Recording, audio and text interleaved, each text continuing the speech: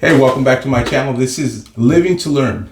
I am your host. I am a coach. I am a speaker. I am a soon-to-be author. And I'm someone that is on here sharing from the heart lessons, things that I'm learning, things that I've learned, things that I've come across.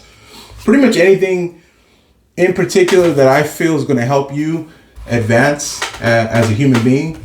If you're looking for advancement, if you're looking for advice, if you're looking for some kind of help, something to make you think, that's the point of my channel. I'm trying to provide something of worth in this content world. There are a lot of worthwhile channels out there, so the fact that you've taken the time to watch mine, it means a lot to me. I know that there's a lot of other stuff you could be watching on YouTube, so thank you so much for taking the time to watch this video today. Now, I'll get through my intro real quick because I always start the videos off the same, or at least I have, at least for about the last year or so. Pointing out my Instagram and TikTok handle at Live to Learn Coaching. That is where you can message me directly. You can follow me for more content. You can make suggestions. You can ask questions.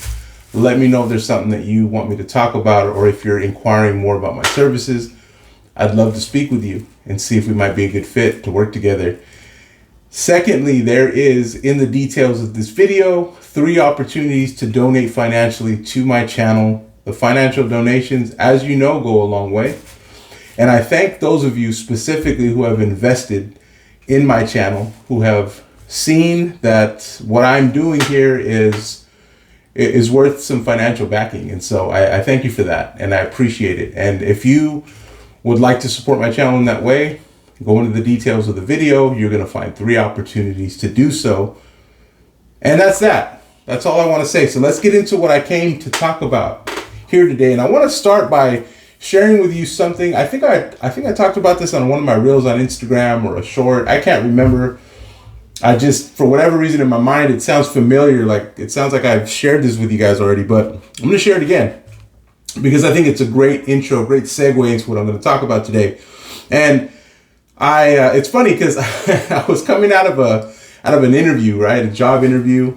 And I had a buddy of mine text me. Now, this is a former coworker of mine. Shout out to Scott, great account executive, great individual, just a great person. And so if you ever watch this, Scott, appreciate you, man. Thank you for your friendship. Now, he sent me a link, and it was an article, and he says, you know what, man, when I read this, you were the first person I thought of. So that meant a lot to me as well, because, you know, it's nice to be thought of as someone who might read something or take in some information and have something, you know, and take something from it, right? Like, hey, I can appreciate what's being sent to me. So thanks for that, man. But he sends me this article, and I can't remember if it was CNN or one of these big, you know, media publications, but it's an article, and it's a chaplain. Those of you that don't know what a chaplain is, or maybe you've heard it, you're not too sure. Basically, what a chaplain is they're like a person of faith, and you might have them in places where, you know, they're not in the church, but they'll be like in a hospital, or they'll be a part of the police department, and just someone who's there to kind of have a presence of hope, right? And ideally, that's what faith is supposed to represent. That's what a belief system is supposed to represent, some kind of hope. And so you have these individuals there, they're chaplains, and I respect their work. They have them in the military, they have them all over in different industries. And so this one in particular was a hospital chaplain. And I want to share something. I won't share the whole article, although I probably will print it out one day and maybe make the whole, the subject, or the focal point of the article, the subject of my video. I don't know. I was really blown away by it. I was really touched by it. It was very eye-opening, because this particular individual is with people. He's with other human beings who are on their deathbed. They are at the end of their natural lives for whatever reasons. And what he's doing is he's sharing, and I say he because this individual happens to be a male chaplain.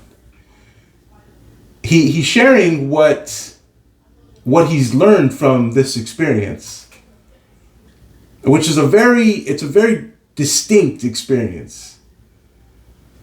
And I think it takes a very particular type of person to be able to endure this type of work, because you're with people not at their best, not in their prime, but right before they are about to die, as they are taking their last breaths. And they know that it's coming. And those of us that are young, and I know I'm 42 years old. Some of you are like, man, you're not young. Well, I am young in the grand scheme of things. And I'm still here, and I'm still full of life, and I still can move around. I can still do things on my own. I'm not restricted. We cannot fathom the idea of knowing I'm about to die.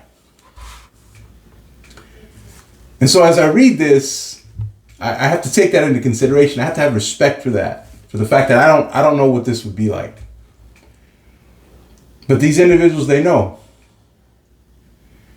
And this person, this man who I have a lot of respect for, because I think that is probably one of the most meaningful things we could give another human being. We could provide company with them. For them, while they are on their last resting place, their deathbed. But in the article, he talks about a few different things. And they're heavy. They are, because we're talking about death. We're talking about someone who will take their last breath and they'll no longer be here physically. I don't know what you believe happens after death.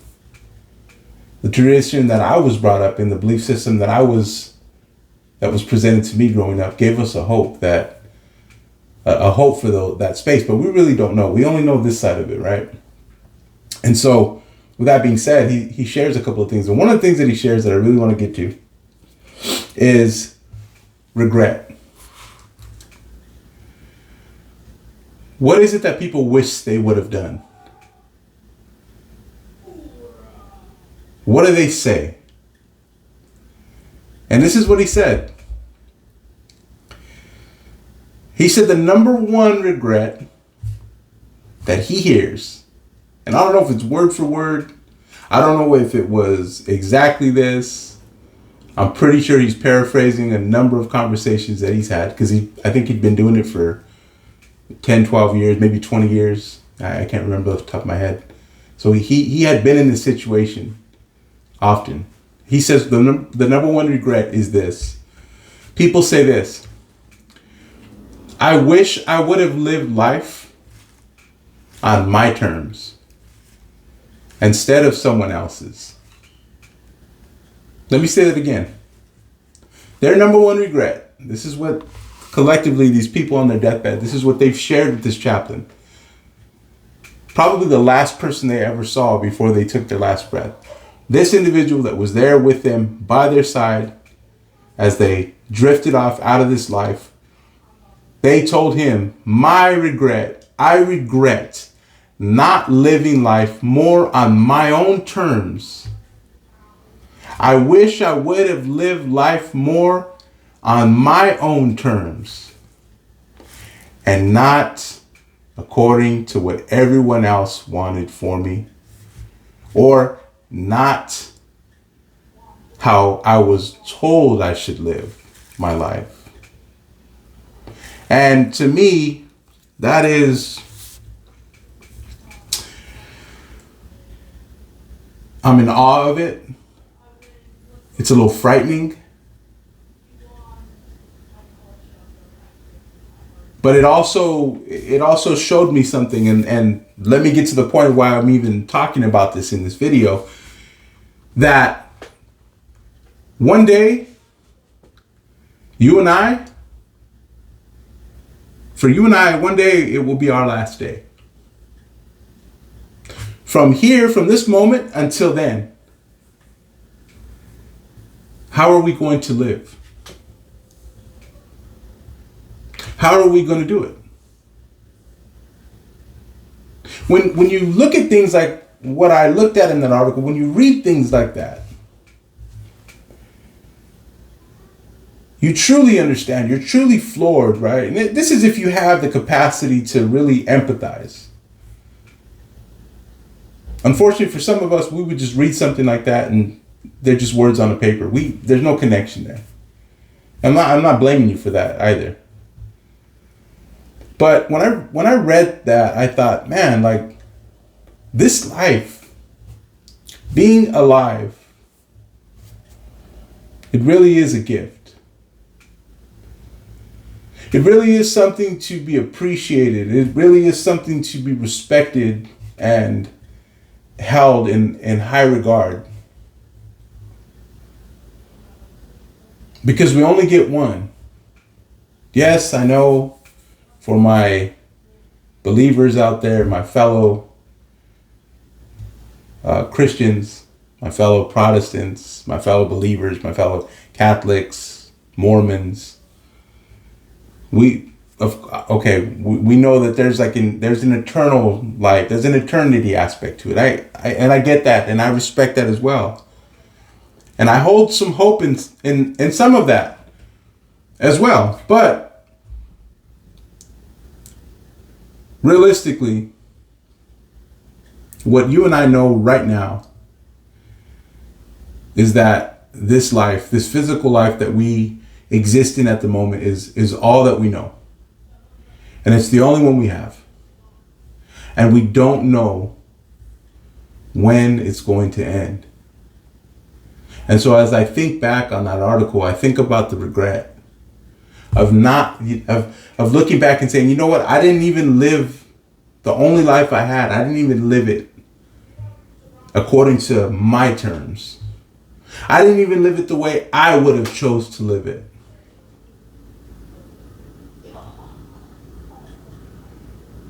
And you and I have a choice. Because if you can hear me, if you can see me, that means you're still living, you're still breathing. So we have a choice. We can start to do it differently. We can take inventory. Am I living my life on my terms? Am I living according to how I was instructed I should do things? And if I'm not doing things authentically, and if I'm not able to be authentically myself, why not? What is it that keeps me from doing such? And these are questions. These are discovery questions. This is a search that we're making. We're trying to figure out. Why am I not living life the way that I would like to?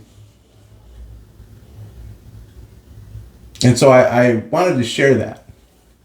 I wanted to share that because I think it's important for us to circle back from time to time on why it is that we see things the way that we do, because that's going to give us clues.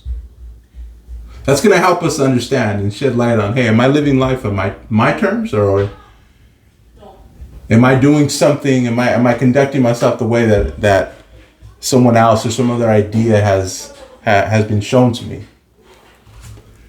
I don't know. Those are my thoughts today. I hope that this has been helpful. I hope it's been thought-provoking. I hope it's been valuable. And if it has, please share this video. And as always, subscribe if you haven't already. But just some food for thought, something I wanted to leave with you to start off this week with. And before I go, let me just say once again, thank you for your time. I appreciate it. Hope to see you again.